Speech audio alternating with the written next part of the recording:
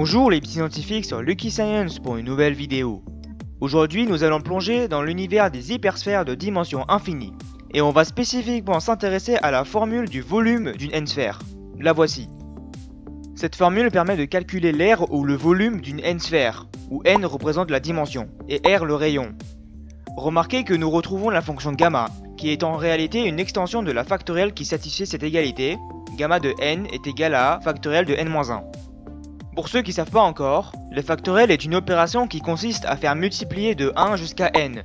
Cela veut dire que 5 factoriel par exemple est égal à 1 fois 2 fois 3 fois 4 fois 5. Testons pour un cercle de dimension 2, et voyons si on obtient bien l'aire d'un cercle, pi r carré. Lorsqu'on remplace n par 2, on a pi exposant 2 sur gamma de 2 sur 2 plus 1 fois r carré, ce qui donne pi sur gamma de 2 fois r carré. Et pour rappel, gamma de 2 est égal à 2 moins 1 factoriel, ce qui donne pi sur 1 factoriel, soit pi r carré.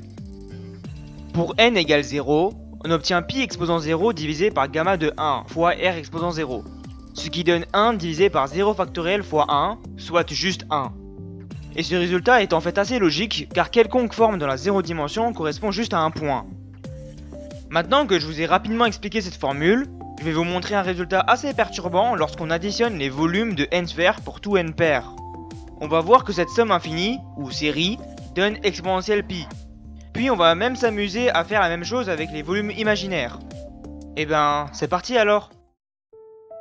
Donc pour clarifier mon but, on va tout d'abord considérer cette série qui additionne à l'infini la formule du volume Vn, avec n qui va de 0 à plus l'infini.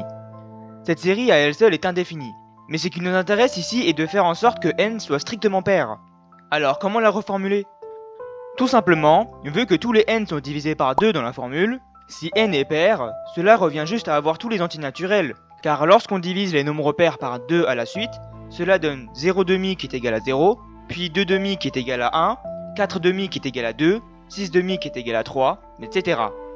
Diviser tous les nombres pairs par 2 revient à reformuler l'ensemble des antinaturels. Avec ça qui est dit, on peut juste retirer la division par 2 sur tous les n car cela revient à faire 1, 2, 3, 4, etc. Cela décrit bien la situation. Ensuite, comme dit précédemment, gamma de n est égal à n-1 factoriel. Donc gamma de n plus 1 est égal à n factoriel. Et maintenant, pour ceux qui s'y connaissent, on remarque qu'on a exactement la série entière de exponentielle pi. Pour rappel, exponentielle x est égale à la somme de n qui va de 0 à plus l'infini des x exposant n divisé par n factoriel. Et dans notre cas, x est égal à pi.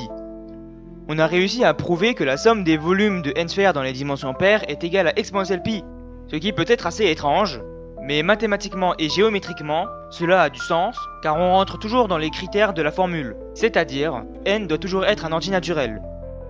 Maintenant, allons un peu plus loin au-delà de la géométrie euclidienne classique. On va s'amuser à dire que x est égal à ipi, ce qui donne exponentielle ipi est égal à la somme de n qui va de 0 à plus l'infini des ipi puissance n sur n factoriel. Sans oublier que tout ça est égal à moins 1 dû à l'identité de l'heure. On sait déjà que cela équivaut aussi à la somme de la formule de Vn, qui est donc aussi égale à exponentielle ipi, autrement dit moins 1. Ce qui pourrait dire que la somme des volumes imaginaires de n sphères avec n paires est égale à moins 1, étonnant que cela puisse paraître. On doit tout de même prendre du recul, car en réalité, on ne peut même plus vraiment parler de volume géométrique, car le concept de volume comme on le voit, fonctionne dans le plan cartésien, c'est-à-dire dans un repère euclidien ayant des coordonnées.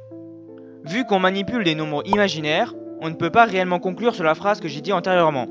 En revanche, ce résultat est tout de même intéressant dans l'optique des mathématiques en général. J'espère que cette vidéo vous a été compréhensible. Si c'est le cas, n'hésitez pas à la liker. Sinon, vous pouvez faire part de vos remarques et critiques en commentaire. Et si vous ne voulez pas rater le fil de publication des vidéos, n'oubliez pas de vous abonner. En parlant de ça, merci infiniment pour les 100 abonnés, car ça me touche vraiment beaucoup. Je vais d'ailleurs faire une vidéo spécifiquement dédiée aux 100 abonnés, où je vais partager une certaine surprise. Sur ce, je vous dis à bientôt sur Lucky Science.